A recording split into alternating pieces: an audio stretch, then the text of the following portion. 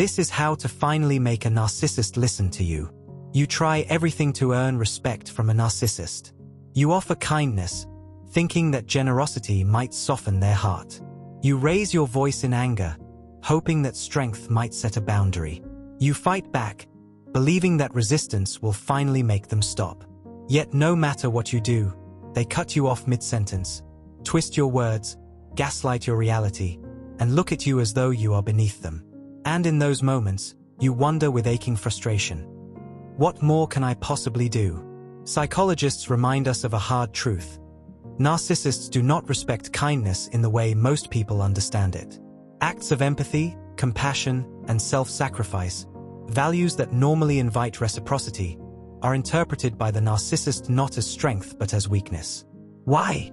Because their internal world is dominated by what clinicians call narcissistic supply, an endless hunger for validation of their ego and image. In this distorted economy of power, they respond only to leverage, anything that threatens their carefully constructed façade. To play the game on their terms is to remain trapped. The real shift begins when you change the game entirely. This explains the paradox that so many victims struggle with. You give everything, your patience, your loyalty, your devotion, and receive nothing in return. A psychologist might say this dynamic feeds what researchers call intermittent reinforcement, where the rare crumbs of approval keep you invested in the hope that one day they will finally give back. But as one wise observer once said, narcissists live on hope, and it is not their own hope, but yours. They thrive when you wait, when you explain, when you still believe they can be different. For the narcissist, your hope is their fuel. Beneath this lies another layer of psychology. Narcissists are addicted to chaos. Chaos ensures they remain in control, always dictating the rhythm of your emotional world. When you respond with kindness without boundaries, they see open doors. When you repeatedly explain yourself, they perceive desperation. And desperation, in their mind, means victory. Psychologists often warn that over-explaining to a narcissist backfires. It does not create understanding but rather confirms to them that they have power over your reality. This is why experts advise what is sometimes called the Jade Principle. Never justify, argue, defend, or explain. The moment you do, you hand over the very power you are struggling to reclaim. Apologies meant to keep the peace do not calm the narcissist. They reinforce their illusion that they were right all along. In contrast, what truly shifts the dynamic is not louder words or longer explanations but a different stance altogether: strength. And when strength is present, they notice immediately. So, what do narcissists respect? Not empathy alone, not endless giving, not emotional pleading. They respect strength embodied in clear boundaries and consistent consequences. They respect calm certainty, emotional neutrality, and what psychologists describe as strategic silence. This is not the silence of withdrawal or defeat, but the silence of grounded presence, a steady refusal to be manipulated. Strength here is not aggression. It is an inner stance, an unwavering awareness of who you are and what you will not tolerate. Psychologists emphasize that narcissists are hardwired to test limits, not to honor them. If you do not prove that your boundaries are real, they will continue to erode them. But once you anchor yourself in clarity and act with calm certainty, the game changes. Respect, in the world of a narcissist, is not given freely. It is extracted by the firm gravity of your unshakable presence. We often ask ourselves, what words can possibly pierce through the wall of arrogance and manipulation that a narcissist builds around themselves? Many believe the key lies in naming the behavior, confronting them with labels, or forcing them to admit their mistakes. Yet psychologists remind us that such attempts almost always fail. Calling someone a narcissist rarely humbles them. It only fuels their rage. Trying to show them the error of their ways assumes they value mutual growth, when in truth their survival depends on perpetuating chaos. Narcissists thrive in unsolved conflict because confusion feeds their control. Thus, words that simply aim for fairness or acknowledgement often fall on deaf ears. The respect we seek will never come through pleading, correcting, or reasoning. It must come through language that shifts the balance of power, words that introduce boundaries too solid to be ignored. The first phrase that carries such weight is simple yet profoundly unsettling to a narcissist: "I'm not available for this conversation." At first glance, it seems polite, even neutral. But psychologically, it represents a refusal to participate in the narcissist's favorite game, chaotic escalation. Clinical psychologists explain that narcissists rely on emotional entanglement. They bait, provoke, and twist until their target is drained of clarity. By calmly declaring unavailability, the victim disrupts this pattern.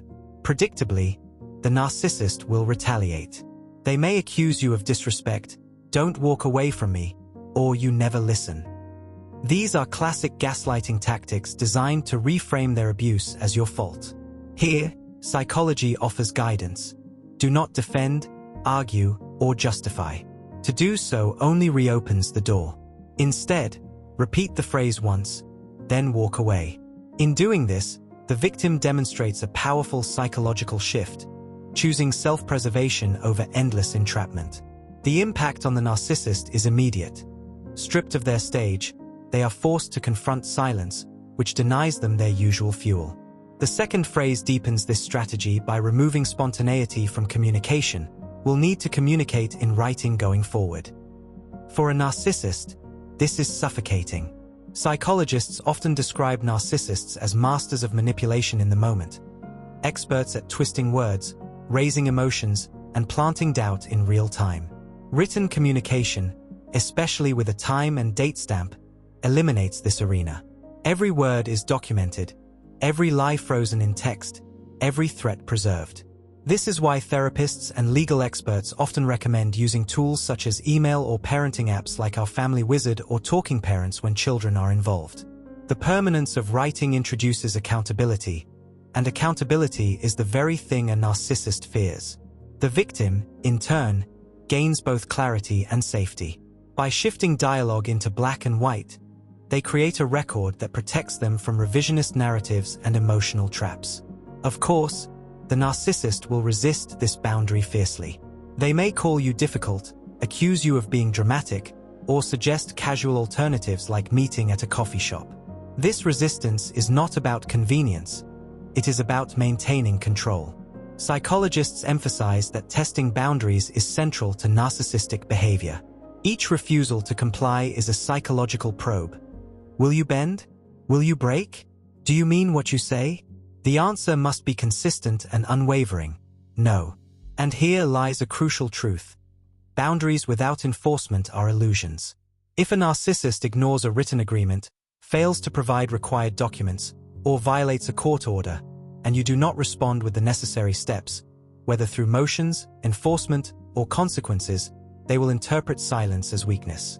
To them, every unchallenged violation is proof that your words are empty.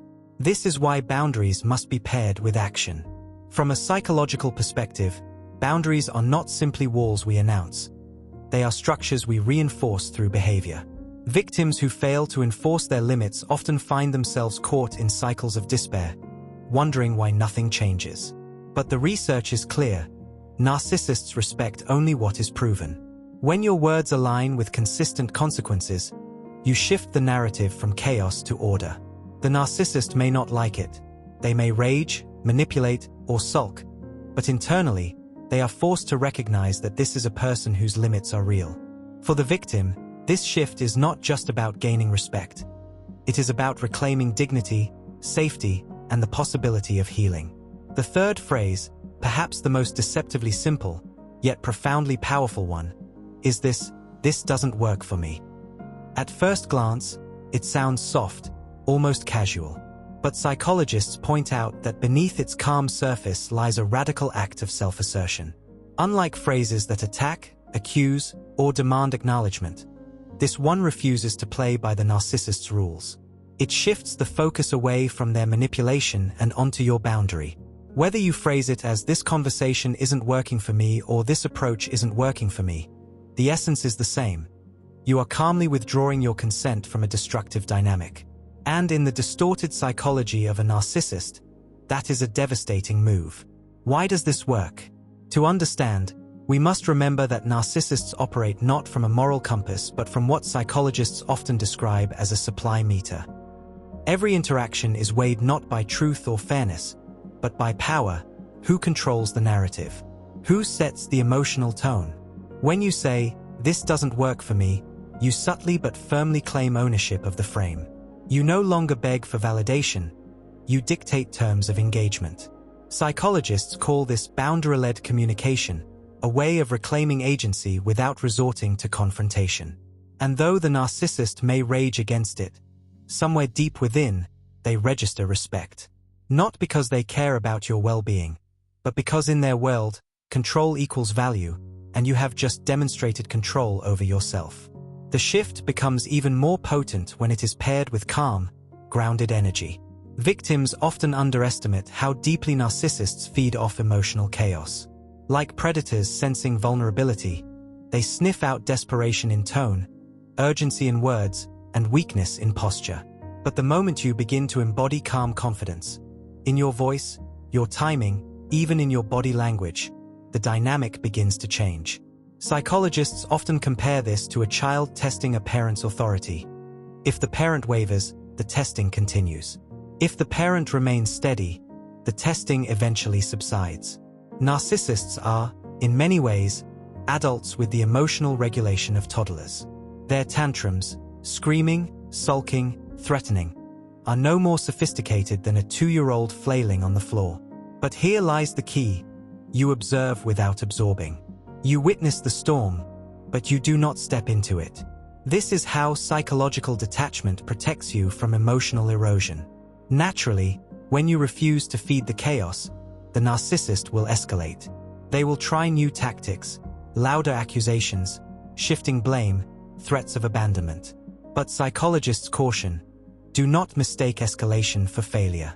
On the contrary, it is a sign that your boundaries are being felt. When an old pattern no longer works, the narcissist must scramble to find another. This confusion signals progress. Your task, then, is consistency. Reinforce your phrases, "This doesn't work for me," with steady tone, cool detachment, and unwavering boundaries. Each time you repeat it, you etch into the dynamic a new law, that your worth is not negotiable. And boundaries must be more than words. They must be anchored in structure and action. Psychologists stress that without enforcement, boundaries collapse into empty promises. This means you must follow through, whether it's refusing to stay in disrespectful conversations, documenting manipulative behaviors, or upholding consequences in legal disputes. For example, in negotiations or mediations, walking in unprepared is equivalent to walking into battle unarmed. The narcissist will exploit every opening. But when you arrive with tactics, leverage, and a clear understanding of their games, you transform from victim to strategist. The narcissist may still fight, but they will find themselves facing something they rarely encounter: resistance backed by clarity. Ultimately, these phrases are not magic spells that reform the narcissist. They are tools that reform you. They reshape your posture in the relationship, shifting you from reactive to proactive, from exhausted to empowered. Respect, in the realm of narcissists, is never given freely. It must be claimed, not through shouting or pleading, but through calm strength, consistent boundaries, and the quiet power of self-respect. And that is the beginning of not just surviving the narcissist, but reclaiming the freedom they once tried to take from you. In the journey of disentangling yourself from a narcissist's web, it is vital to remember that true power never requires shouting, pleading, or overextending yourself. Psychologists consistently emphasize that the essence of strength lies not in volume or sacrifice, but in clarity and calm assertion. Many victims, weary from years of emotional depletion, mistakenly believe that if they give more, love harder, or argue louder, the narcissist will finally acknowledge them. Yet acknowledgement is the one gift a narcissist will never grant. Their psychology simply does not work that way. Closure, for them, is not a shared healing moment. It is another opportunity to manipulate. Thus, the path to freedom begins not with waiting for them, but with reclaiming your own clarity, courage, and unwavering commitment to boundaries. The warning that psychologists often give when entering negotiations or mediation with a narcissist is this: know the game you are walking into. Narcissists do not negotiate in good faith. They strategize to destabilize. They twist facts, play the victim, and weaponize charm or outrage depending on which gains them the most advantage. Entering such an environment without preparation is like stepping into a storm without shelter. But when you understand their tactics, when you can see their manipulation not as truth but as theater, you are no longer a passive target.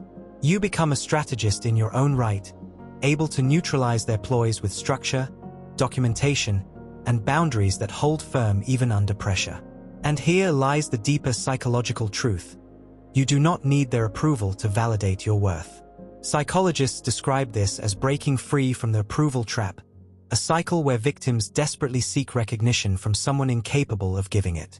This cycle keeps victims chained to the narcissist's narrative, forever hoping for kindness that will never come. Liberation begins when you stop waiting for them to provide closure and instead give it to yourself.